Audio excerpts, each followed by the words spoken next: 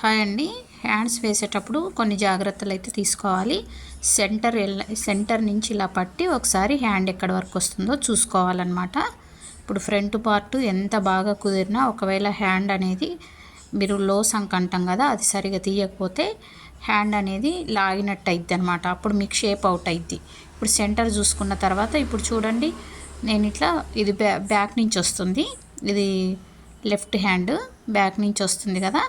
ఇప్పుడు మనము భుజం మీద ఆపేసుకొని, ఇప్పుడు నేను కటింగ్లో మీకు చూపించిన కదా లో సంక చేసుకోలేదు అప్పుడు. ఇప్పుడు నేను చూడండి ఇక్కడ ఆపేసి ఇక్కడ కొంచెం వదిలి ఒక 1 ఇంచ్ వదిలి అక్కడి నుంచి నేను లో సంక కోసం ఇప్పుడు షేప్ చేసుకుంటున్నా. కరెక్ట్గా మనకి బ్లౌజ్ యొక్క పార్ట్ ఫ్రంట్ పార్ట్ యొక్క లో సంక్ ఎక్కడుందో అక్కడ మనం తీసే లోత్ అనేది కరెక్ట్గా రావాలన్నమాట. అప్పుడు మీకు అస్సలు ముడతలు రావు, కరెక్ట్ సెట్ అయింది.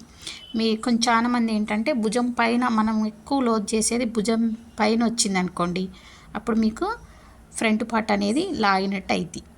ఓకేనా, మనం ఇట్లా చూస్ చేసుకుంటే, అందుకే నేను కుట్టేటప్పుడు చేస్తా. ఇంకోటి లైనింగ్ వేసుకునేటప్పుడు కూడా ఫ్రంట్ పార్ట్ లో సంకలు ఇప్పుడు చేసుకుంటే ఈజీగా ఉంటాయి అని చెప్పి నేను 2 విధాల ఉపయోగం అని చెప్పి నేనైతే ఇలా చేస్తాండి. ఇది చాలా ఈజీ మెథడు. ఇప్పుడు చూడండి, మనం తీసిన లోతు ఫ్రంట్ పార్ట్ యొక్క లో సంక్ ఉంటుంది కదా, అది 2 కరెక్ట్గా సెట్ అవ్వాలి.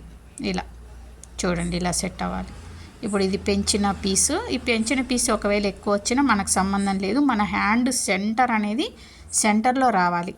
ఒకవేళ హ్యాండ్ ఇక్కడ ఎక్కువైనా మనం కటింగ్ చేసేసుకుంటాం, తక్కువైనా పీస్ వేసుకోవాలి తప్ప మనం సెంటర్ అనేది మార్చకూడదు. ఓకేనా, ఇప్పుడు చూడండి మీకు ఎలా వచ్చిందో. ఇప్పుడు కొంచెం ఎక్కువ వచ్చిందా అని నేను కటింగ్ చేసేసిన. చూడండి ఎంత నీట్గా వచ్చిందో, చూస్తారా, చాలా బాగా వచ్చింది.